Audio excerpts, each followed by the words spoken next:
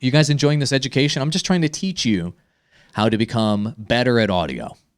I'm trying to teach you how to improve the way you sound, whether you're using this mixer or you're using any other software.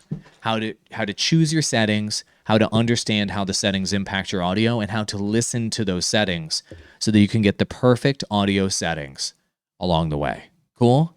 And for those of you watching live, here is the total impact of all of those settings put together. So if you want to hear the total impact with all of them off and all of them on, here is the difference between all of these settings that I just did off and on. So hi, my name is Andrew Wall. I'm a digital consultant, and you can go to my website, awalldigital.com, if you want to book me. All right, now I'm going to turn all the audio processing off. Hi, my name is Andrew Wall. I'm a digital consultant, and you can go to my website, awalldigital.com, if you want to book me. Notice how the effects being on has a massive impact on how good your audio sounds. And that's why people buy the RODECaster Pro mixer. It just sounds this good out the box. That's the effects that it's processing this live. This is the level of audio quality that you're normally going to achieve, if you're in an editing software, if you're doing post-processing, if you have a podcast editor editing your stuff later. The RODECaster Pro does this live. In real time, it makes you sound this good. Pretty freaking great, right? I think it's great. So that is just some of the effects there that you're going to want to look at when you're using the RODECaster Pro. Got it? But wait, there's more. All right. Let me take a sip of water, and I'm going to teach you even more things about how to use the RODECaster Pro. Will that work on Zoom? Yes. So I use this mixer on Zoom every day. So all of these effects will work on Zoom. They will work on GoToMeetings. They will work on OBS. They will work on Streamlabs OBS. They will work on everything. This is processing your audio. This mixer processes your audio in real time and outputs it anywhere you want to output it. All right, so it's just going through the USB jack here in this mixer and going over to my computer over here. And so you just select it as an input on your computer, even on your phone, even on your tablet. And all of these audio enhancements that are happening right here in real time in the mixer are going into your computer.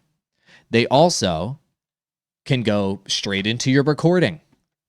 They can go straight into your broadcast. They can go straight into recording internally in the mixer. All of this is happening in real time anywhere you want to output the audio. You can even output the audio to a master mix somewhere, somebody else's mixer. You can output the audio to 4 pairs of headphones, 5 actually, a pair of speakers, you name it. All of this is happening in real time anywhere you want to output it, which is another reason why this is the sickest and best mixer on the market. It's just the best mixer, man. Like, it's just the best creator mixer, and it's the best home studio mixer. I could buy any mixer. I could be using any mixer right now. I could use the Go XLR. I could use any number of Behringer mixers and high-end mixers. This is the best overall mixer for a home studio, period. Some other mixers are specialized in certain functions, and they're better at certain functions than this mixer. But in my opinion, overall, this mixer is the best mixer for home studios. It just is. So yes, it works on Zoom. It works on Zoom. It works on Slack. It works on everything. Skype. It works on everything. Cool? So so just to let you know, I sound the way you hear me sounding right now in meetings. So whenever I talk, people are like, Awall, your audio sounds so good. I'm like, I know. It's because I have this mixer, man. The mixer just makes me sound great. That's it. It just makes me sound great. So not only can you use a compressor on one channel at a time in the RODECaster Pro, you can apply a master compressor to every single input that's in the mixer at the same time. Pretty cool, right? So what am I talking about? Master compressor settings here in the RODECaster Pro. Here's how you do it. I'll show you the software side and the hardware side. you're going to go into channels on your mixer. Then here in channels, you've got mic 1, mic 2, mic 3, and mic 4, your USB input, your phone, and your Bluetooth, right? So all of those channels are running simultaneously in your mixer right here. You can see them all running right here, right? Each one of these channels you can apply different effects to if you want to. But here's what's cool. The final master output, L and R here, left and right, you can apply a compressor to every input on the entire mixer together, which is sick. So hit the gear cog, go to channels, and then go to master compressor. Boom. This master compressor will apply to every channel. So be very careful with how you use the master compressor. Because if you go too aggressive with this master compressor, it could greatly impact how everything sounds. If you got all of your microphones tweaked in just right, this is something that just to be careful with. So what are you going to do when it comes to understanding these settings? So first things first, you see these little levels right over here? You want to monitor those levels. We'll go ahead and turn this off. You're going to want to monitor those levels and see how high up your audio is popping here on these bars. Check 1, 2, 3. Notice how I'm up at like negative 40 or so dB. 1, 2, 3, 4, 5, 6, 7, 8, 9. Then I hit enable. Okay? So as you can see, my threshold down here is really, really high. My audio is not popping above negative 40 dB. Maybe it's going closer to negative 35 dB, maybe negative 30. So my threshold is too high. So if I want to, I can drop my threshold down to about negative 30 dB, and then it'll potentially start to impact my audio a little bit more. I could bring it down a little bit further to negative 35 dB or so if I really wanted it to start to have an impact on my audio down there. Cool?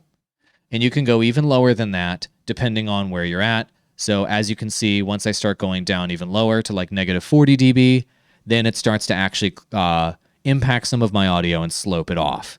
And if I went down to negative 45 dB, now it starts to really compress my audio. And then if I go down to negative 50 dB, it really starts to impact my audio in a negative way. So I recommend, for me, I would put it at about negative 45 dB, somewhere in there.